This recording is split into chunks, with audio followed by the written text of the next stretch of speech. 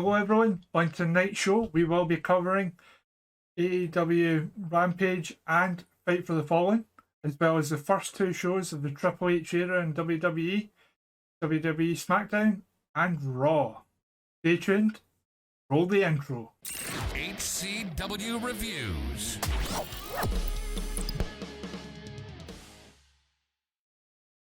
Hello everyone, welcome to the HCW Podcast. My name is RGX, joined as always by RateWrestle, Frozzy and DP. And you should be able to hear them all this time. Say hi. Hello. Yes, I'm hoping that you can hear me, and if you can't, this is going to be a big waste of an hour.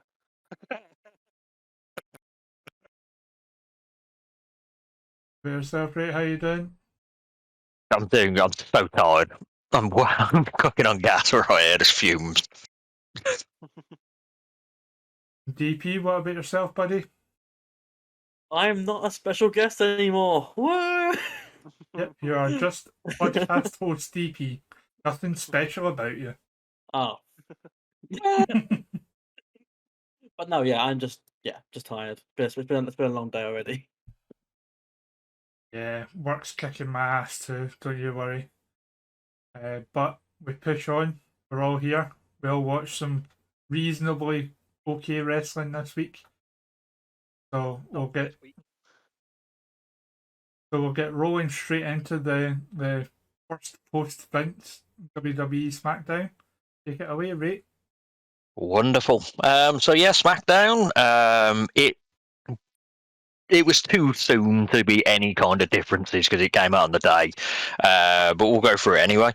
I'm begrudging myself then, didn't it sound it? So yeah, it started off with Drew. And then it was, I can't remember my own notes here. This is going to be a good time. Mr. Money in the Bank, and he was on about he's going to cash in at SummerSlam. Then Sheamus came down. He called him a Haggis, which is a new one, so that's there. He's going to be Mr. I'm reading my June notes there. This is why it's bad. I'm going to move forward. Yeah, but Yeah, he's going to be Mr. Money in the Bank. Yeah, as soon as I read it was going to be Mr. Money in the Bank. Good I'm grief. keeping He that said in. it started with Drew, and I was like, Did it? Yep, so Stephanie started SmackDown. Papa Vince has retired. What weirded me out, she kept calling him Vince. I know it's kind of like, for us term, it's Vince, but her calling him Vince is weird to me. So it's and not then as she bad just- as the 9/11 video where she, like post 9/11 Smackdown, where she said it was as bad as his steroids trial. It's her daddy. So, Oh yeah. there was some then middle she... ground. Yeah, then she just left the ring, and then the Profits came down, which was excited for. She just disappeared, to be fair. Like, the Profits came down, and there was no Stephanie. It was just a general gist promo. We're going to win the titles. And then Theory came down, which I wrote here, thank you, Theory, because I just don't want to hear the Profits talk anymore. This was followed by the Usos. And it was just a general link to the main event. It's going to be a 3-on-3 main event, so it was just pretty much to get there. Belair was followed up as this, which she had the no title kind of thing. She was going on about that. There was a bit of a brawl. And then Madcap came down in the sixth. I'm dying. Madcap came down in the to even up the odds with the brawl that was happening as well. So that was the start of SmackDown. Fun times. So this kicked off with the first match of the night, which was Ludwig versus Nakamura. Ludwig is so smooth in the ring, and he's not going to be able to show it that much because he's becoming the dunce of the that partnership with Gunther. It's quite back and forth, which I didn't expect as well. Gunther caused the distraction, which ended up with Ludwig winning anyway. So he picked up the win, but then anyway, he got chopped by Gunther anyway, because, Gunther's a bit of a dick. I mean, We figured out it's here. not like he wasn't going to do it, and then he did it. And it was Yeah. Can we pay attention to Gunther's somehow iron hand? Because he just threw a slap at Shinsuke, and somehow Shinsuke's all disorientated, like, whoa. It made no sense to me. Oh, Gunther's always had an iron hand. Yeah. Guy can keep a chest down just by raising his hand, never mind swinging it down. He's like Chuck Norris. Better. Yeah. So yeah, this was followed by a Rousey and Liv promo. Rousey was basically saying that she showed respect to Liv by shaking her hand, but at the end of the match, when Rousey eventually wins, she wants Liv to shake her hand. Liv was basically saying she's the underdog, but she's going to win because she wants the title more. I don't think that's how wrestling works. But if she wants the title more, Rousey will just go, oh no, let's go. And then out of nowhere, McAfee was on the commentary, and then Corbin absolutely blasted him. Battered him for a few bit. The SmackDown came back, and they were brawling out back at that point. And then it went back to the ring, where McAfee came to the ring and did his usual spiel of calling Corbin a bum ass. And he's going to beat Corbin. There you go. That's the old McAfee segment. Then we followed up with Mahal and Shanky versus the Viking Raiders, which I was looking forward to. Obviously, they did the overused timekeeper spot, which I'm going to mention every time it happens now until people stop realise how bad it is. And then it ended with a count-out, and the Viking Raiders won. 3.25 stars, I rated that. Ludwig versus... Is ever since you mentioned about the timekeeper spot, I'm noticing now as well. Yeah. All the time. Yeah. All the time, see what I did. But yeah, Ludwig and Nakamura as well, rated at 2 3/4 because I didn't mention that. Very good matchup. Then we had Pierce and Deville out backstage, so Sonya's still going on about that Pierce is getting his comeuppance now for what he did to her. But then Pierce was basically being the heel kind of side of it, was saying, you've got to fight Raquel Gonzalez and it's going to tonight, and she's obviously not. No. We had the Brawling Brooch from that point. They're on about the sword and it should be banned, Sheamus. Then he called McIntyre McMenace. So we're going through the as we go from Haggis earlier on that I brought up to McMenace. McIntyre wants to fight him. Sheamus was going, yeah, we're going to fight, but not tonight. And then they're going to have an Irish Donnybrook match. Yep. Which is just their variation of, let's not have kendo sticks, let's have shillelaghs. That was just their variation of that. Don't forget they called it a good old-fashioned Donnybrook match. It will be called that as well, wasn't it? Yeah. One before. Like with the Battle Royale as well, when they had it and they actually called it a good old Battle Royale that you mentioned, yeah, they'll call it a good old... They'll have it in the graphic. And then obviously Pierce swaggered down just to make sure that he could say it was official. We had the Usos and Heyman backstage at that point, with just them on about they're going to wreck Theory. They just want Theory wrecked in this situation. So that led to that. And then Rodriguez versus Sonya. Sonya Deville's got some great knees. Like, not like looking wise. I mean, she hit some great knees. Some great knees she got there. That's a weird fetish. Someone clip that. But it ended up just being a squash match, pretty much. Raquel picked up the winner, rated 1.25 stars. Nothing much came from it.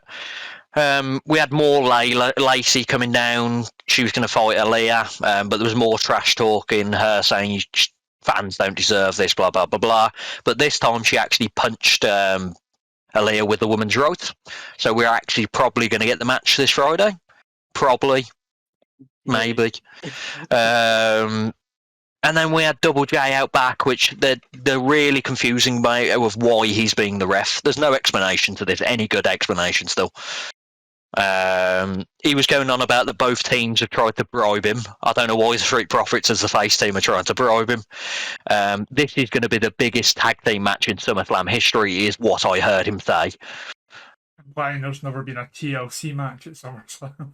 Which I'm going to throw out here. It's going to be the biggest tag team match at SummerSlam in the history of SummerSlam. Absolutely. No. I can't think of one right now, but no. TLC. TLC. Yeah, if you go there, yeah. But even like, I can't think of 2-on-2 thing. There's got to be like a Mega Powers match. Then normally I'd let Depois discuss this, but I'm not. All I wrote here is MMM in the bin. That whole segment is already down the pan now, isn't it? I told you it'd be a month, and it's already in the bin. It's not though, is it? Because it's going to take place next week. Well, this week. Yeah, but it's in the bin. No one cares now because Maxine Dupree. And apparently it was very much a Vince-driven thing. Yeah. So, well, they're going to put it on. Yeah, and it's going to be in the bin. You're welcome. Last a week or two after that, and then after that, will be done. Probably. You know when Depois doesn't like it. No, I know. It's not that I don't like it. It's that I. No. You said it now. It's the best way to put on in years. So yeah, we had the main event at this point, which was Uso and the Theory. Uso and the Theory, I'm going to call them. I call them. What I've written here is Uso Theory versus Madcap Profits. That's their team names for tonight. They had a. Did anyone notice they had the weirdest entrance order ever? Yeah, it's been happening a lot because they keep on doing packages and bits and stuff in between entrances as well. So yeah, but they mixed up the entrances as well. Like they had the Usos come down, then they had Street Profits and Madcap come down, then they had Theory come down. Yeah, I've never seen that done. Well, you know why? Yes. A-Town is indeed down. His symbol can't do stuff. Yeah. So they beat down Madcap for a lot of this match. Ford, from what I've seen here, Montez Ford needs his single run. Like he's one of the best wrestlers in the ring at that point. He just needs to kind of get away from Angelo Dawkins, which I feel bad, but I'm bored of the Street Profits now. Obviously, there was a timekeeper spot, so that was twice in this show. They're trying to make Madcap and Theory like the stars, which is good. Theory was refusing to get tagged in. Dolph hit a super kick. No, there were super kicks, and then they tagged in Theory, and he hit the Money in the Bank briefcase, I believe, to get disqualified again. I don't know if that happened this show. Yeah. I'm glad because I've written Money in the Bank here, but I didn't really end that much explanation because I was just done with SmackDown at this point. But it was a decent matchup, to be fair. Like I rated 3 stars. It was definitely match of the night.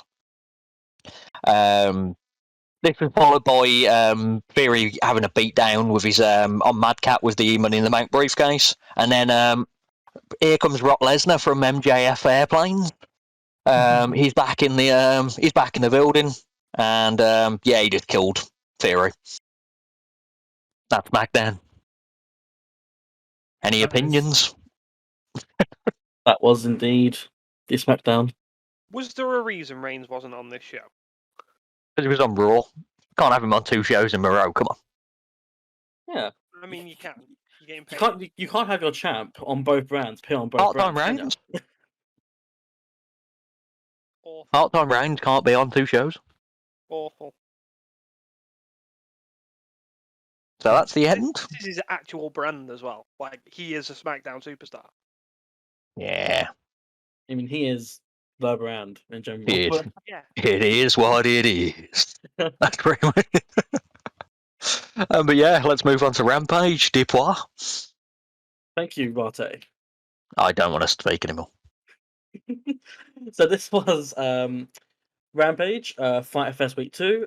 I didn't get the date down. I think it was 20th or something. 22nd, sorry, thank you. First comment I got here is, oh god, JR's here. He's just the first thing you hear. As soon as the show opens, he's like, it's Friday, you know what that means. At least if he's there, he's not thirsting on Natalia. He can do what he wants.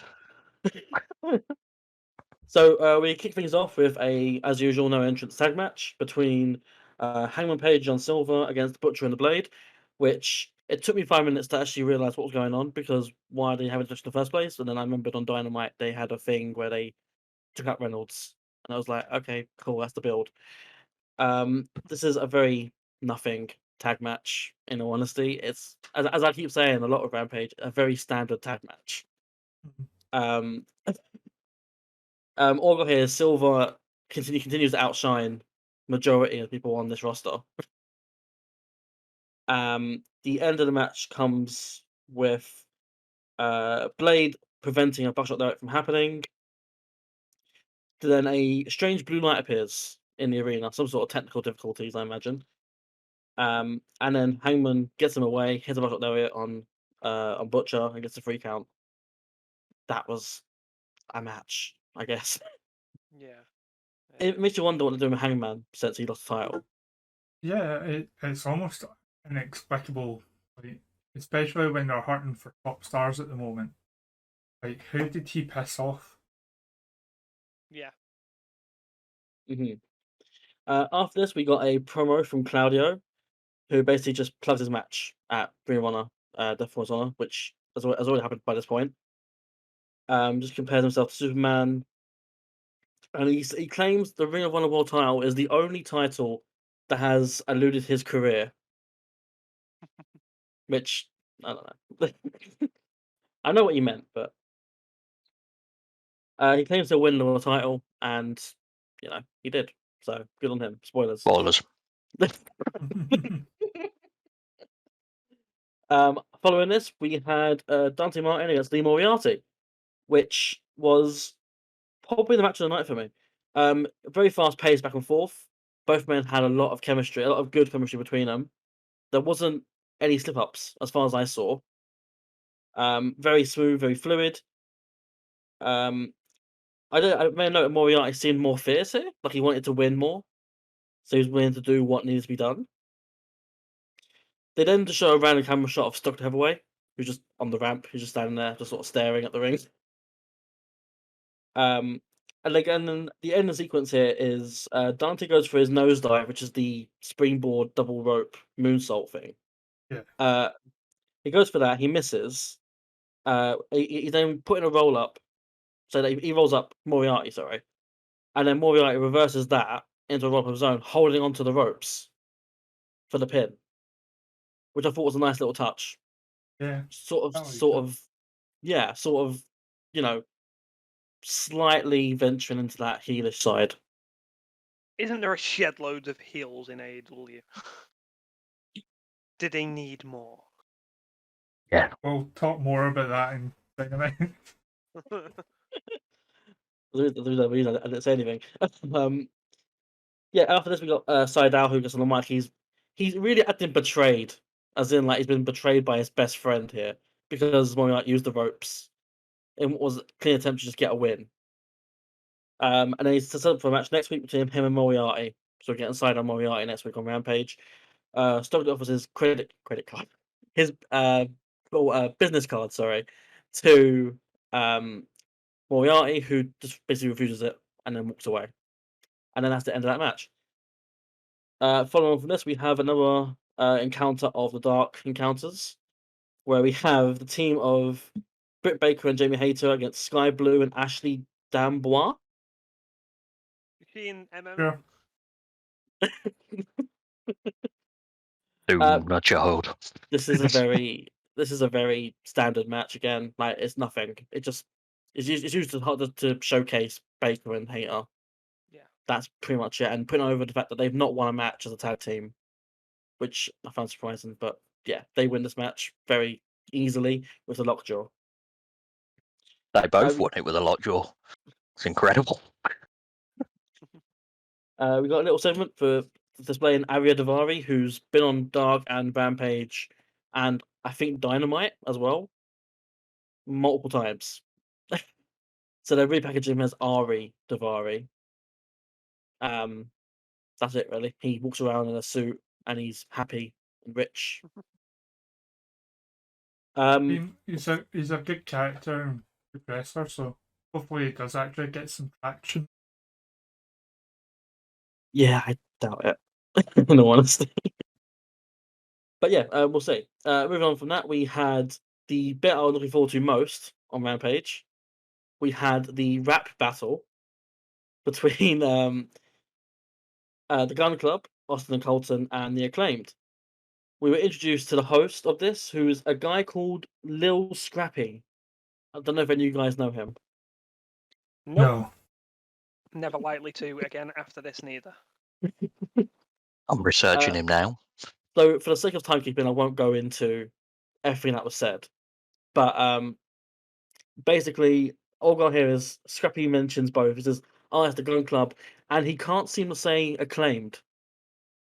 He goes like, "It's the Gun Club and the Acclaimer." Oh yeah, the guy is the Acclaimer. It Alright. didn't make much sense to me, but then we go into the actual rap battle itself. Austin's the one doing rapping for the Gun Club, where he just talks a lot of, smack talk aimed at Max and Bowens. I won't go through it, but if you want to watch it, the whole thing's on YouTube anyway. And then he ends it off basically with, "I've got 2 words for you," referring to the old DX motto. Then we got Casters come back, which then for some reason really upsets Austin. Austin then becomes a sport child, sort of like a brat, saying like, "I'm no arse boy. You can't call me an arse boy." And again, that's just pretty much it, and it ends with the Guns beating up the Acclaimed. It And sounds then like I didn't miss anything by skipping that segment. I'm glad you look forward to that, DP. That's what I really want to say. I would have gone through it, but just for the sake of timekeeping, I won't. That's all. And then we had the main event, which was between Christopher Daniels and Jay Lethal. I was really looking forward to this match personally. Knowing both guys from Ring of Honor days and even other companies, both can put on a really good show. So I thought this is no reason to be a bad match, and it wasn't. All I've got here notes that both men know each other really well. And that the build for this was because Daniels is friends with Samoa Joe, and Jay Lethal and his group have been chatting a lot about Joe not being available, not being around. I didn't take much notes in terms of the match because it wasn't a bad match, but it was nothing of note to really notice. For me, it seemed like a slowed down version of some of their old TNA matches. Yeah, Because that's obviously Daniels isn't as sprightly, we'll say, as he used to be. yeah, he's no spring chicken. But it was still But good. yeah, with no reason it wouldn't is that exactly as you said. It's just a slower version of what they would do Yeah. one day in the past. I always find with Christopher Daniels that he reminds me of one of the Hardys when they wrestle these days, because he used to be like so quick.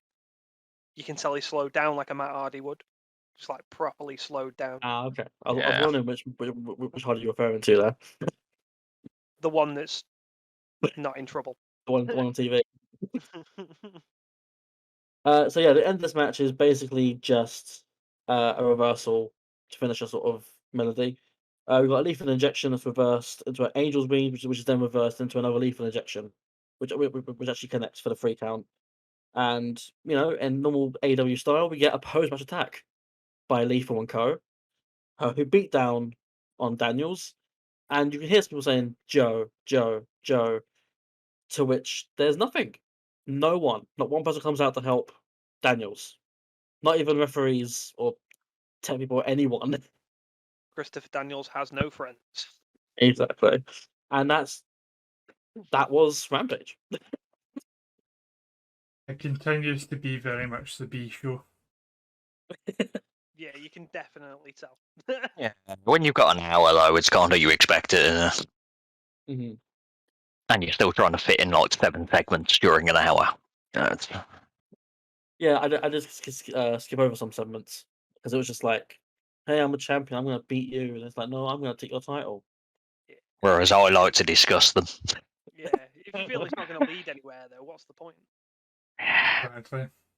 Speaking of segments, Let's move on to Let's Raw. segue into. Here comes Raw is War. First Triple H Raw. So, you could tell there's slight changes in Raw. Like, literally, it kicked off with it. Literally, as soon as it started, you saw Miz and Logan Paul having a brawl, and I honestly thought I missed something.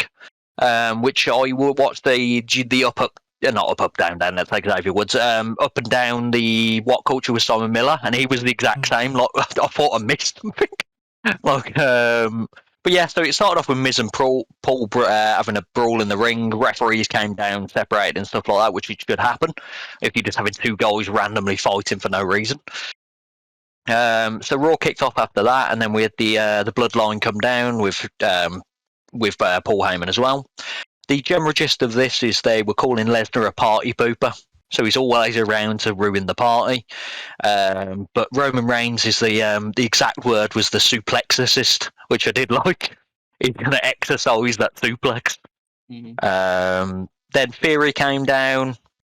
He's Money in the Bank, if you wanted to know. He keeps mentioning it and mentioning it. He's going to win at SummerSlam. He's going to win at Hey. SummerSlam. You know probably he's gonna win down at the SummerSlam. bank because he keeps losing. So. Yeah. A-Town down. I think what happened is at SummerSlam he'll try and cash in and someone attack him before he cashes in. He's definitely not cashing in at SummerSlam. It's too obvious now, surely. Probably Dolph. And then basically Roman was basically saying that Theory, you need to acknowledge your tribal chief. Daddy's not here anymore, which was a very cool line, which you mentioned before I even watched it. Yeah, and got a daddy's who's your daddy chant for the audience. Yeah.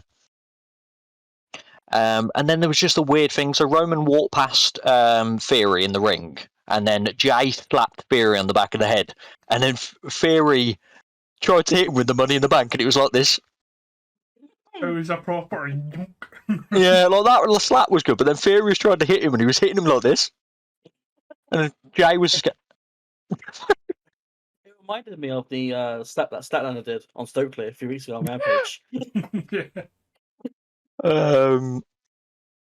And then this led to somehow a random segue to McIntyre coming down, and we're going to have Theory versus McIntyre. Well, was this announced at all, or was it just this is happening? No. Right, I thought it was a segment to begin with, and then the bell Yeah. rang. Yeah, and I was like, okay. Theory got absolutely battered during this. He was getting battered for the whole of it. Like, he was getting at the end, he got a few shots in, but then McIntyre was about to hit his finish, but then the Brawling Brutes came down. We rated the match 2.5 stars. Like, it was an average. It wasn't a full-on squash, but it was an average, and it led to the next match, which I was fine with, because they started beating down McIntyre, and then Bobby Lashley made the save. So as soon as the break ended, we came back to Lashley and McIntyre versus Sheamus and Theory. Lashley was getting really big chants. Like, bigger than he's had in ages, which was happy for him, because I do like Lashley. There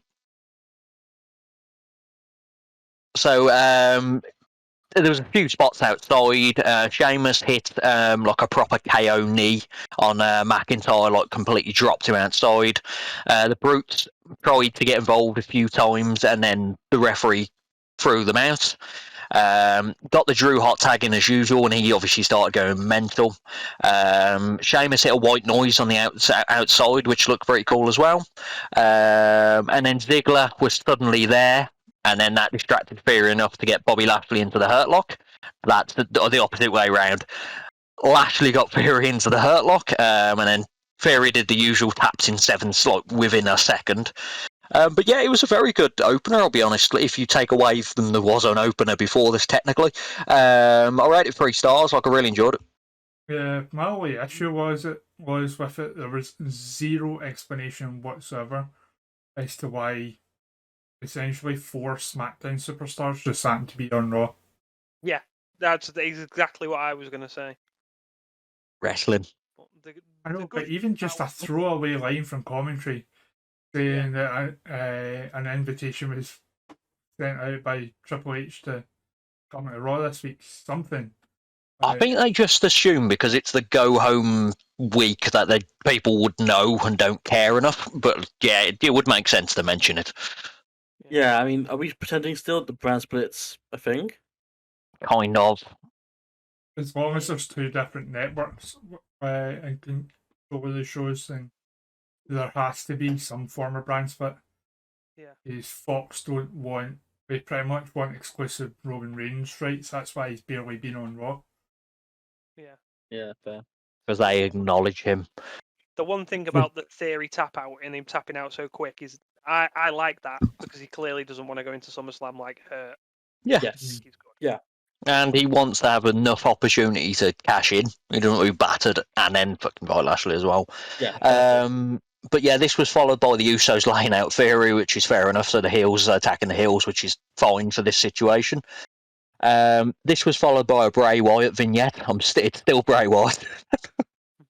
It's definitely not Edge. Syrup. Yeah.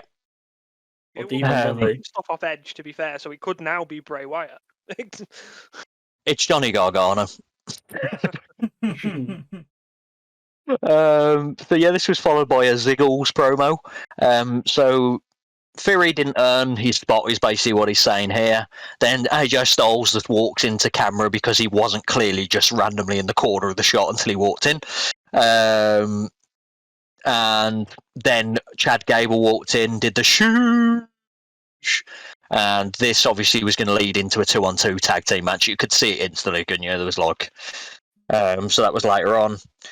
This followed by the 20-year anniversary of the Mysterios. There was a good thank you Ray chant, which was fine. He discussed that he was a small guy, but he was like the first kind of guy, like a small guy in a big guy world, which we won't go into. And then he started doing the like the Mick Foley pop segment where you have to name people to get the good old pop. So he was naming everyone he could. I was surprised at the Conan name drop.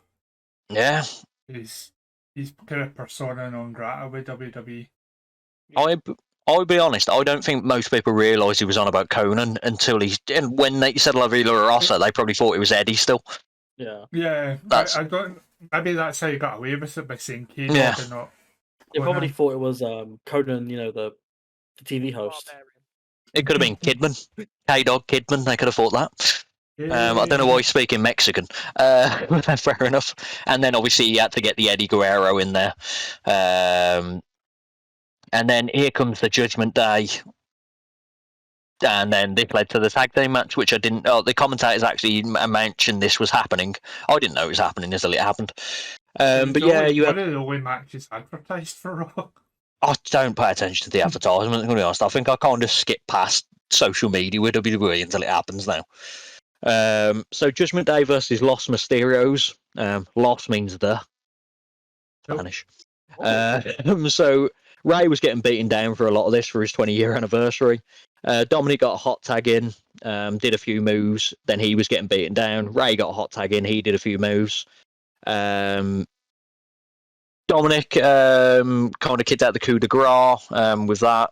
They did dual 619s and picked up the win. Like, my description isn't as much with that, but I did enjoy the match. It was like both teams looked strong. Like, I rated 3 stars. Both teams actually looked decent in the matchup. And I thought this is the start of Raw. Like, matches are going to be matches. And then we had Ray's family out back giving gifts where he got the old attire that he had. Which I think was his first WCW show? Yeah, it was Halloween Havoc. Yep. And then obviously Rhea walks in with a "Who's Your Pappy" shirt, or "I'm Your Pappy," that was it. And then she just grabs Dominic like he's literally like he's a child. You missed a bit of that I really appreciate. Yeah, obviously, she's with Buddy Matthews now. Yeah. Who obviously had that on-screen relationship with Aaliyah. So her getting up in Aaliyah's face and pie facing her, I appreciated that little tiny nugget of real life there. Was quite nice.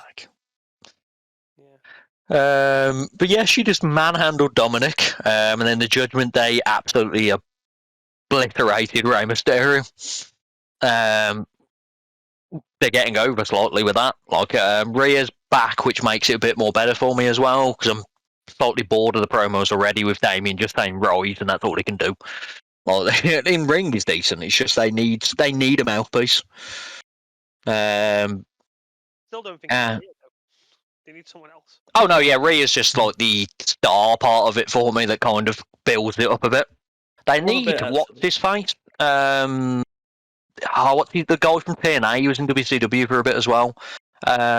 He was with James Canyon. Mitchell. Yeah, that's the kind of dark that would work. Sinister Minister. Yeah, that was it. He was with Canyon. I was trying to think his name because he was Mortis when he was with him. But yeah, that would be cool. It'd be random, but it'd be cool. There was Maybe in a a Halloween episode. Yeah. What was that, DP? There was a small bit that I sort of just really chuckled at when they were beating up Dominic and Rey in the in the corridor, when they're sort of like pulling them away, and then Finn's going, "Your celebration, it's my birthday." It's my birthday today. Yeah, And it genuinely was his 41st. Yeah, it was his birthday. Yeah. This was followed by a Becky and Bianca segment, which was just the brawl. That was the segment. Then we had Bliss, Wire Doudrop and Nikki Friends. She's going to win the title after whoever Becky and Bianca or whoever wins that match. Judgment Day beat her down Rey some more, which was fine. And then we had Doudrop versus Bliss, which really annoyed me. Doudrop was in control for the whole of the match. Bliss got a few good strokes in, which was fine with. Nikki did a distraction, and then somehow still Doudrop lost. Clean, just lost, like it never happened. Want to know something really, really sad? Yes. Doudrop hasn't won a match since 7th of February. 2021. Which year? It was this year, but yeah, it's the last time she won a match. But that would have been perfect for her to win. But Is still, that she's getting done dirty. Is that including house shows as well? No one cares about house shows. I feel like they're trying to build Bliss back up for the title, though, so she had to win. Yeah, but if you're going to do it, don't do it that way. If you're going to have a distraction and then she was just, the distraction meant Or nothing. make it Nikki. Yeah, because Doudrop's and she won with just a tornado DDT, basically. I rated it 2 stars. I didn't enjoy it, I'll be honest. And then we had a weird segment with Logan and Styles backstage. There was a bit of respect between them. Logan comes out. He's doing his Impulsive segment, which is his YouTube podcast. And then Maurice comes down. Then he started speaking about genitalia for a bit because that's funny still. And balls and small balls. And she can't say genitalia. She was doing the Bubba Ray segment. Yeah. Where she, and her purse was literally balls. yeah. So then Ciampa came out of nowhere to attack, and they laid him out with a skull-crushing finale.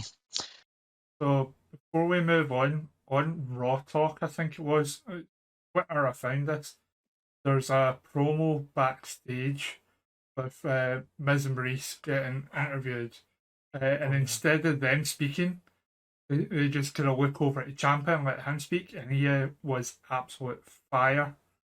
Like saying that I heard this, yeah.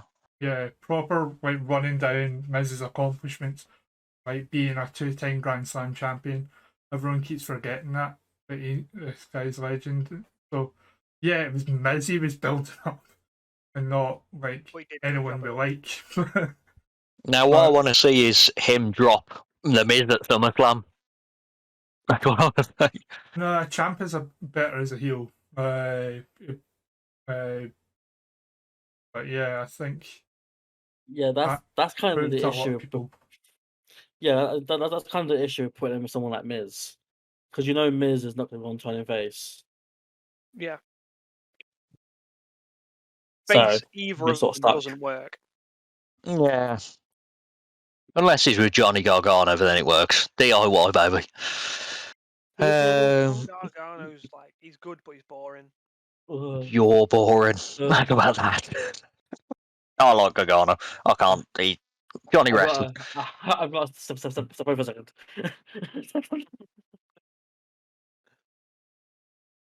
Right, come on. So yeah, Profits and the Usos, they were just being childish. Jeff Jarrett said he's going to cut them down, and then they started speaking behind Jeff Jarrett's back. He walked back, and he came down, and they were childish again. That was the whole of that spot. Alpha Academy versus AJ and Dolph. Alpha Academy was in control for a lot of this match, and then they weren't. Zigzag. That was the old match. I rated 1.5. Like, Alpha Academy was decent in the matchup, and then it just ended. And then we had the match of the night, which it was always going to be, which was the Bloodline versus the Profits and Riddle.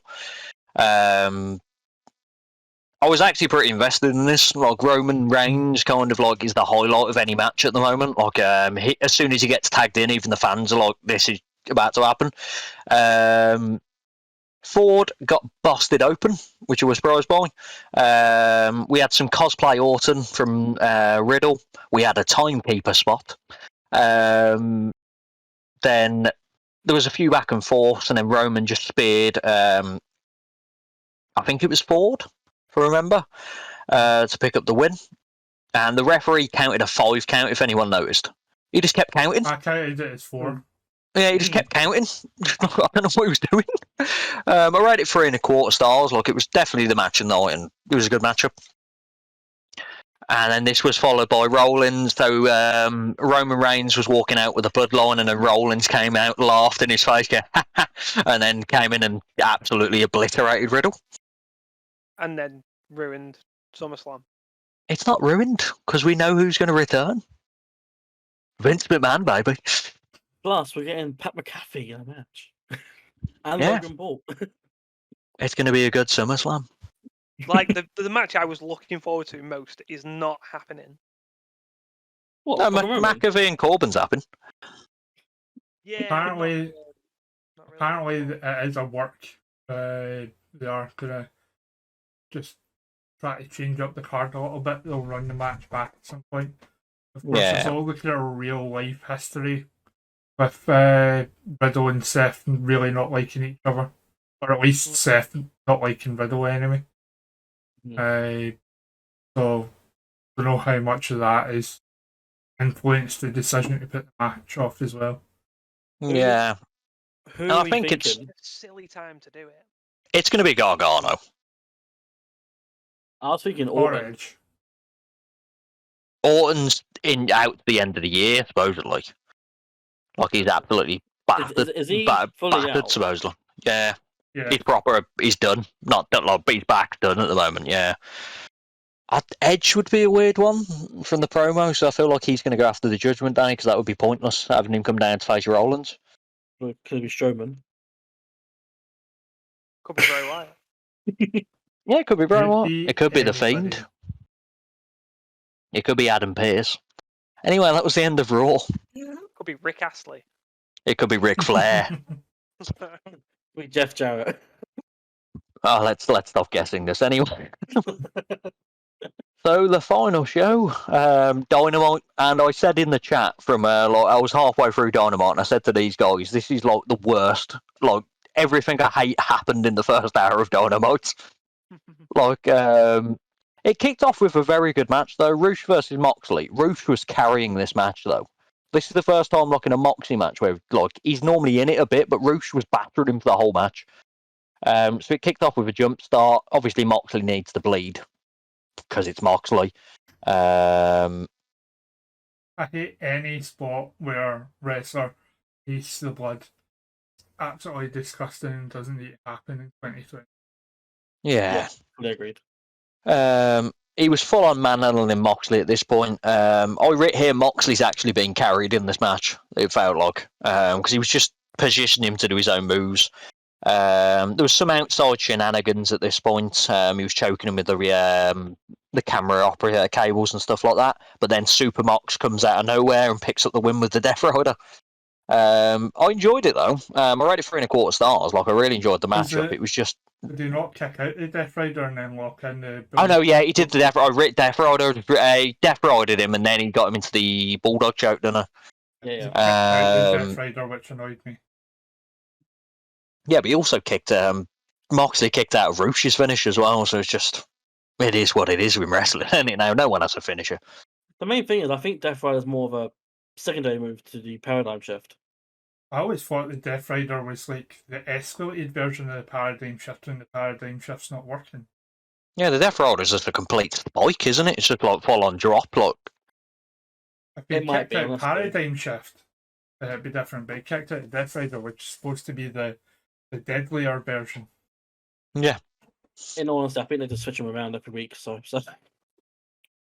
And I that's made them. my feelings clear on finishers the other day. Finishers should be finishers. That should end the match. That's it. Yeah, there should be only kicked out of if it's a big match, like a WrestleMania main event or an AEW, not like on not Dark, I call Dynamite, like just a random throwaway match. 5-star classic on Dark. But yeah, this led out the Jazz Society came out of this. Jericho was talking some spiel, then Anna Jay got on the mic and said the worst. Like she had her moment in the sun, and it was gone instantly. Yeah. Anna Jay. Any interest I had in Anna Jay being heel was evaporated instantly. As soon as she went through to the Oprah segment of "You get a joke, you get a joke," and it's like, Yeah. fuck off.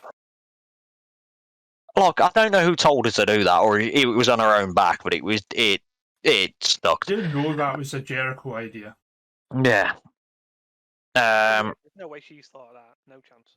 Chris Jericho is now cashing in on his rematch, like 2 years after he lost the title. And then John Moxley said he doesn't want the sports entertainer, he doesn't want the king of the trademarks. I thought he wanted the Painmaker. I thought it was going to be a death match, and I was like, oh, I don't want to see this already. But he wants the Lionheart, because that's how wrestling works. Chris Jericho can be 97 Chris Jericho suddenly. Yeah, during his most successful period where he was getting booed out the building in WCW.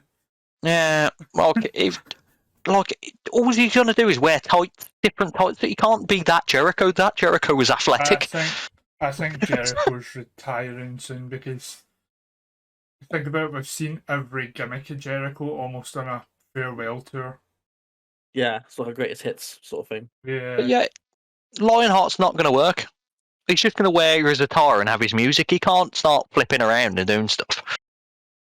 He's going to lose, and then at the end of it, he's going to bring back the list of Jericho, and it's going to be the best. He did it, didn't he? The Lexicon of the Champion. Uh-huh. So yeah, that's going to be a match anyway. They showed the graphics for the trios titles, which kind of like it's another title, but at least the 6 ways makes sense. At least it is for something, because there's so many trios matches. I was going to say they do a lot of them. So. Yeah, so at least it is for something now. Yeah, Kind of. It's still another title. Yeah, they've got a ready-made division, so I suppose that. To be fair, there's a guy on Twitter, I don't know who he was. He basically went through all 6 promotions and did a ratio of titles to competitors and stuff, and AEW isn't actually that bad. NWA is the worst. 100 people on the roster. Yeah, they've got 100 male superstars. That's what he counted.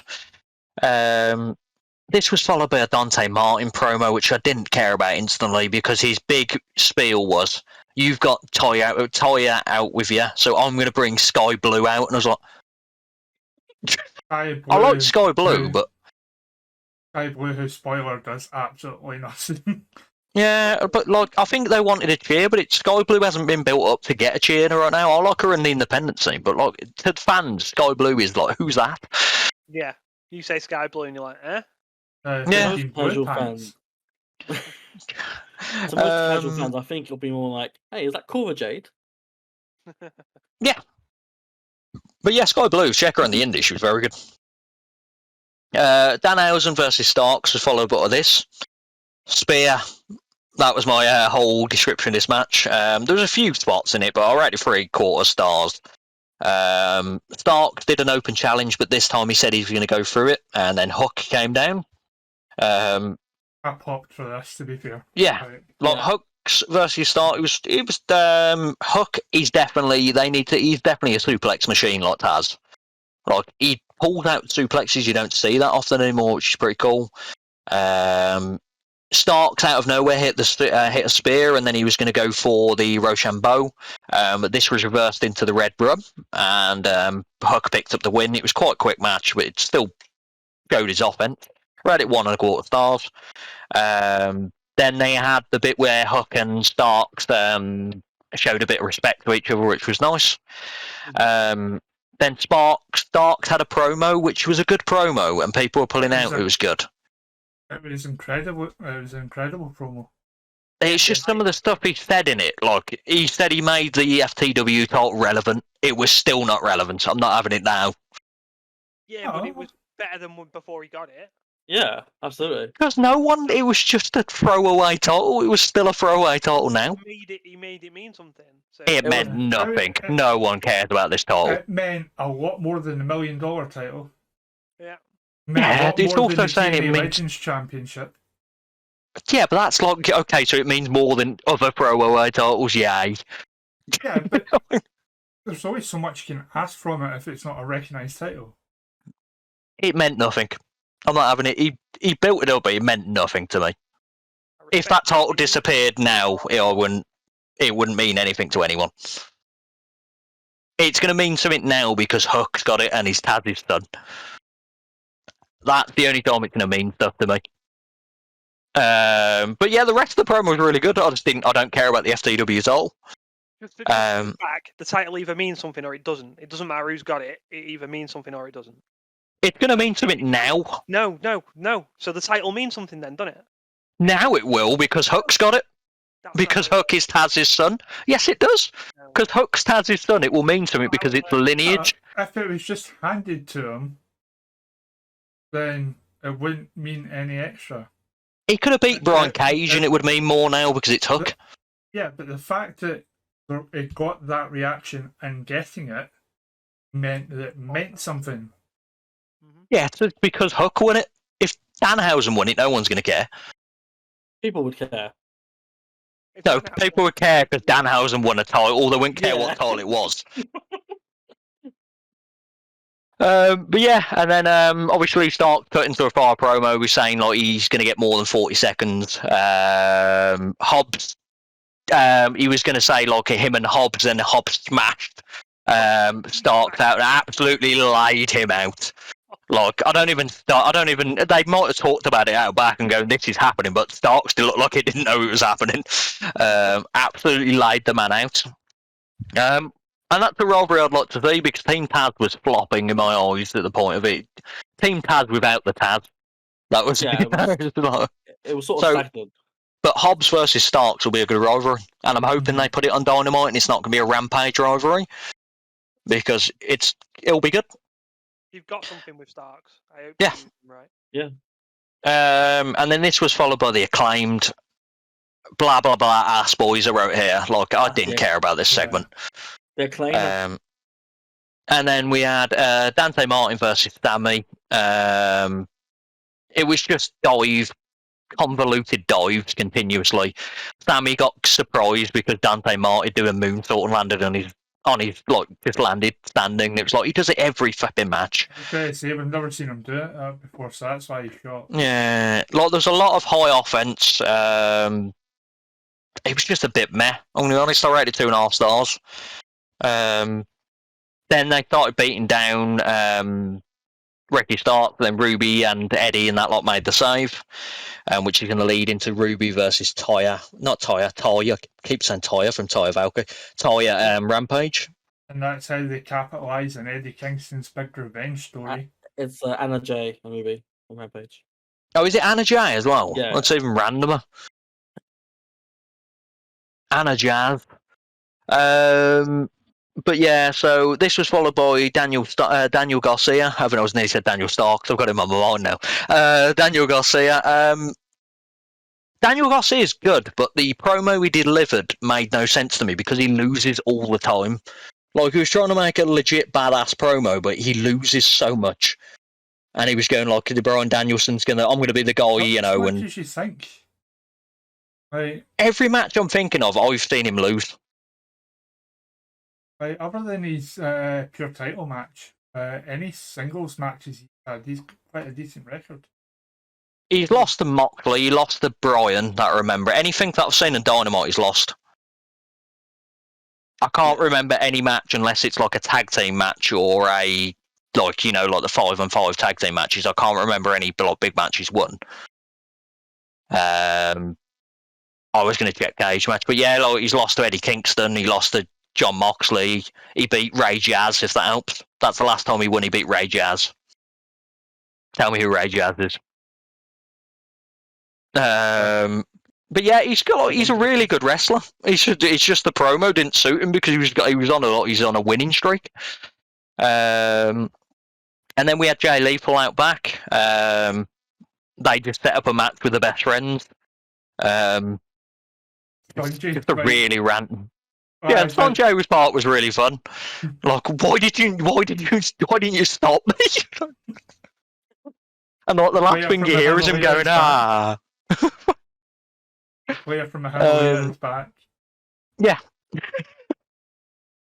Jungle Boy was up after this. Obviously, he fired back at Christian Cage, so he called him a pussy. He started discussing Christian Cage's divorce, which I forgot even happened. Made dick jokes. They completely skipped over Luchasaurus. They made a half-assed attempt of telling me that Luchasaurus. Yeah, it was literally he was my best friend first. Like, they ruined that whole thing. Yeah, are we skipping over that Luchasaurus has been chokeslamming people on flipping aprons and stuff like that since? Yeah. Christian Cage came up at that point. He's going to say he's going to put him in a body bag. And he said, don't worry about your dad. Yep. Christian Cage attempted to come up. He must have said, whoa, about like 6 times before Tony went screaming. Yeah. But yeah, he said he's going to put Jungle Boy in a body bag. And then he said, don't worry, you're going to be next to your dad in the ground at some point, basically, was the saying. So, you know, it's a bit dark. But it's not going to be an AEW dark, hopefully. So this was followed by a Young Bucks random segment. Like, I don't know what this was about. I think it's leading to a trios match at some point or something like that. Yeah. It's sad they missed their friends. Yeah. Yeah, it's going to lead to the finals at All Out between Dark Order and the Elite. The Elite. Still, this next match, people enjoyed more than I did. Sterling and Nice versus Strickland. I looked at the ratings of cage match. It's still mid-average, but I just didn't give a shit. Okay, I didn't care about what is this match? I literally hear, what am I watching? And then I think I rated it like a 1 star. I haven't even written the rating down. Nice attacks. It was just a bit pants. But at least it's over, hopefully. We had a Miro and Black like vignette out back, just discussing, I'm assuming, their future matchup at some point. And then we had Thunder Rosa versus Yamashita, which their TJPW match was better, but this was still decent. But Thunder Rosa got absolutely carried for a lot of this matchup. Yep. Like, she was getting absolutely battered. It started with a technical matchup. She did some good chops. Rosa's got like some good chops in her and stuff like that. But like the striking game of Yamashita is insane. Like, she hit like a spin kick off. Like, Thunder Rosa was on the top rope and she hit a kick off there. Thunder Rosa. But finding with Thunder Rosa, she's either too good for her opponent or not good enough for her opponent. I think it's the trouble with the division. It seems like horribly balanced, which can't have a good match without everyone. She's either the one doing the carrying or being carried. It's weird. Yeah. The trouble with the AEW division, though, the AEW division, except for maybe Britt Baker, and there's the odd person like Statlander and maybe Athena, they will have good matches with Thunder Rosa, but then she's carrying everyone else. Whereas then when you have Joshi wrestlers that are wrestling all the time against like other Joshi. Yeah, so it's always going to be that they're a higher level. Mm-hmm. I also think it's to do with time constraints as well, because I don't know how long the match was in Japan. Because I didn't. It was about 20 minutes. I think 20, 17 minutes. But yeah, this match was. I think TV had a sort of limit there to follow, and that led to a lot of timing issues with both of them. Yeah. But yeah, going in. This for me, it's not an excuse. They knew they were having 10 minutes. Yeah, it was just that for some reason they made you. I don't know if they were trying to make Yamashita look good, but also let Thunder Rosa win still. But the kicks she delivered on Thunder Rosa, some of the spin kicks are insane. But Fire Thunder Rosa driver to pick up the win. I rated 3 stars. Like I enjoyed it, but it was pretty much a squash match on Yamashita's side, but she lost. It was a bit weird. Yeah, I just didn't enjoy Thunder Rosa in this match at all.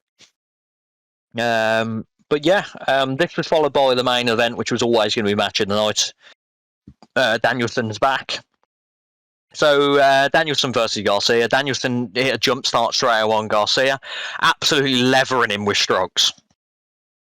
Garcia hit a DDT on the concrete, which looked pretty cool at that point. DB was busted at that point, bleeding everywhere. Excalibur, this isn't his fault because he has to shout stuff, but he started going about some random stuff I didn't care about on TV in America, and it's like, shut up, Excalibur. I don't care about Shark Week and what this robot war thing that's happening after this show. Like, you know.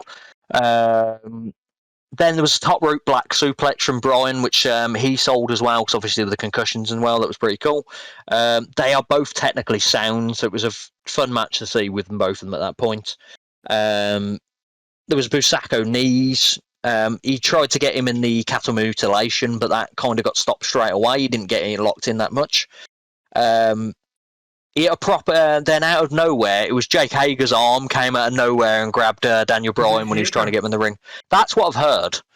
Mm-hmm. I don't know if it was announced it was anyone else, but I've heard it was Hager. Well, Hager comes out afterwards, so... Was it after him after? Who was it? All I saw was Hager. Yeah, so, I heard it was Hager, but obviously if it wasn't him, it might have been someone that they just didn't show, like Matt, the other guy from... It's a possibility, but after the match, it was just Hager and Jericho came from commentary, so... It probably was Hager then, if he could have rolled out and they haven't showed him roll out of the thing. Because AEW doesn't follow on their subject sometimes. But yeah, he hit like a proper spot driver on him, and then he got Bryan in the sharpshooter. Bryan didn't tap, but he passed out like Austin did it with Bret Hart. It was very, very good matchup. I rated 4 stars. I really enjoyed it. I was just cringing too much at the concussion spots. Yeah. A bit, given his history, it's a bit too on the nose for me. And I think we need to move past dropping people on their head as a regular thing. We need to do it more. Wrestling. But yeah, that was the end of Dynamite. Wrestling's over. Did you notice that Danielson came out on the hill entrance? Who came out? Danielson, during his entrance. He came out by the hill tunnel. I'll be honest, I don't pay attention to these entrances. He always comes out through the heel tunnel because he is still a heel. Remember before when he said he was leaving, or like taking time off because of his injury, he said, remember I came out by the heel tunnel, I'm not telling you who my replacement's going to be. Oh, that's right, yeah. Can we look about that? Yeah, I literally just don't pay attention to these tunnels. But it reminds me of TNA when they used to have 2 separate tunnels that were heel, so I don't care. It still baffles me that he lost. Yeah. Some good stuff on this and some weird stuff. Like, it was good seeing the kind of rise of Hook, Starks, Garcia, but the Anna J stuff is weird and awful. It's in the bin straight away. Still a lot of really dodgy stuff on the show. A lot of really good stuff, so it wasn't the best Dynamite, but it was certainly an improvement on last week. Unless you listen at Cage Match and it was the best Dynamite you've ever seen. I don't know what people are seeing. I think what I'm seeing is ever since people are excited about WWE post-Vince, the AEW like tribal followers are going hell for leather to overly praise it now. Try and almost convince themselves to stick with AEW and not go back to WWE. Convince. That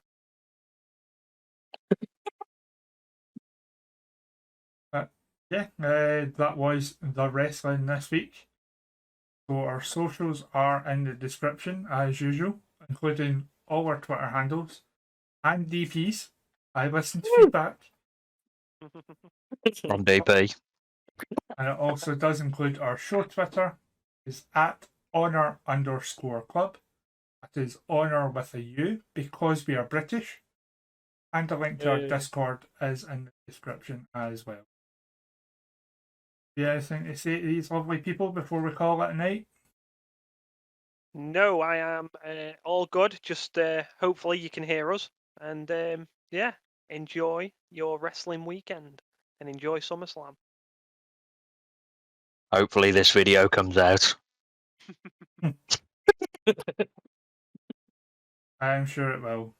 So speaking Oh, of no. SummerSlam, that will be coming out after the news video on Tuesday. We'll again try and release them as separate ones. And again, it will not just be me. I am not the face of this channel. I do not intend to be. This is an ensemble cast, so to speak. And DP. When DP gets a camera, we'll go to that level. You break the Honor Club when DP gets a camera. Look, it's DP. The rest of us will just stay off. Is that you? I'll do my Sting voice if DP goes on camera. So everyone, like, comment, subscribe, do all the usual stuff. Follow us on Twitter. Download our podcast through the various platforms available. And we'll see you next time. Bye, everyone. Adios. Peace. That's all.